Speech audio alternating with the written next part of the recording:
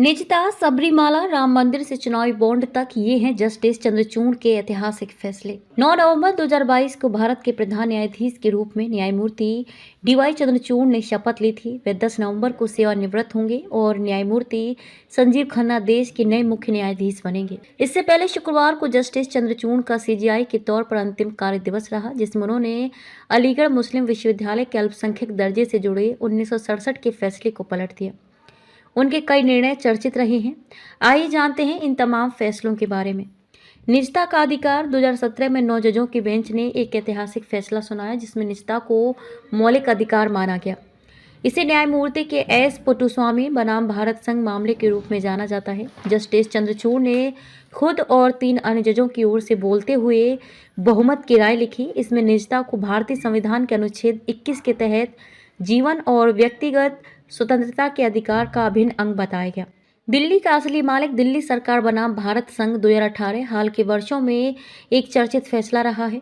मुख्यमंत्री और उपराज्यपाल के बीच विवाद ने एनसीटी राष्ट्रीय राजधानी क्षेत्र की स्थिति पर कानूनी विवाद को जन्म दिया। यह मुद्दा केंद्र शासित प्रदेश के रूप में दिल्ली की विशेष स्थिति के मद्देनजर दिल्ली के एलजी की प्रशासनिक शक्तियों को लेकर था। समलैंगिकता पर फैसला नवतेज जौहर बनाम भारत संघ 2018 मामले में समलैंगिकता को अपराध से मुक्त करने वाले फैसले की भी खूब चर्चा रही। इसमें न्यायमूर्ति चंद्रचूड़ की सहमति वाली राय ने धारा 377 को असंवैधानिक घोषित किया। 158 साल पुराना कानून वयस्कों के बीच सहमति से समलैंगिक संबंधों को अपराध मानता था। केरल के सबरीमाला मंदिर का मुद्दा। सबरीमाला मंदिर में प्रवेश के मामले में सर्वोच्च न्यायालय ने माना कि 10 से 50 वर्ष की आयु की महिलाओं को प्रवेश से बाहर रखना संवैधानिक नैतिकता का उल्लंघन है। इंडियन यंग लॉयर्स एसोसिएशन बनाम केरल राज्य 2019 मामले में न्यायमूर्ति चंद्रचूड़ ने कहा कि ये प्रथा अनुच्छेद 17 का अस्पृश्यता का निषेध का भी उल्लंघन करती है। प्रथा महिलाओं को अशुद्धता की धारणा देती है और जैविक कारणों के आधार पर महिलाओं को प्रवेश से बाहर रखना असंवैधानिक है। राम मंदिर का फैसला। सबसे महत्वपूर्ण फैसले में 5 जजों की पीठ ने विवादित अयोध्या भूमि को राम मंदिर बनाने के लिए दिया और उत्तर प्रदेश सरकार को मस्जिद के निर्माण के लिए अयोध्या में एक वैकल्पिक स्थल उपलब्ध कराने का निर्देश दिया।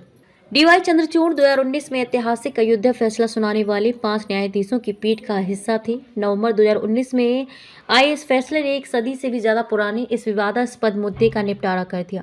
सर्वोच्च न्यायालय ने इलाहाबाद उच्च न्यायालय के 2010 के फैसले को खारिज कर दिया, जिसमें विवादित भूमि को विभाजित कर उसे मंदिर और मस्जिद ट्रस्टों को निर्माण के लिए दे दिया गया था। अनुच्छेद 370 पर निर्णय। 2023 में संविधान पीठ ने अनुच्छेद 370 को निरस्त करने के केंद्र सरकार के 2019 के फैसले को बरकरार रखा। अपने ऐतिहासिक 476 पन्नों के फैसले में सर्वोच्च न्यायालय ने माना कि जम्मू कश्मीर ने विलय के दस्तावेज पर हस्ताक्षर करने के बाद अपनी संप्रभुता खो दी थी।